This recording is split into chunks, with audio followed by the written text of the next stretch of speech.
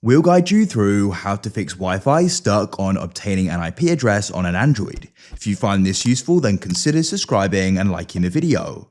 This problem's annoying as you then can't go and use it, so we'll guide you through how you can go about fixing it as we've managed to. So come to your settings and connections, and you want to come to Wi-Fi. First of all, just try switching off the Wi-Fi, waiting a few seconds and you can turn it back on. Go and see when it connects if it works. If it doesn't, press the gear or cog icon to the right, go down and press forget.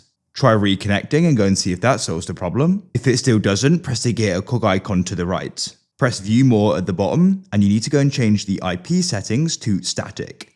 Now, what we're going to do here is go and add one number to the IP address. You can go and make it a bit different. So I'll just go and make it 102.103, and we'll do the same thing for gateway. We'll change that to 2, and we'll do that to DNS2 as well. Press save at the bottom and go and see if that goes and then solves the problem when you go back. If it still doesn't, press the gear or cog icon to the right, press view more, and you can go and change it back to DHCP and press save. And what you want to try doing is simply restarting the router. So go to the router, turn it off and turn it back on.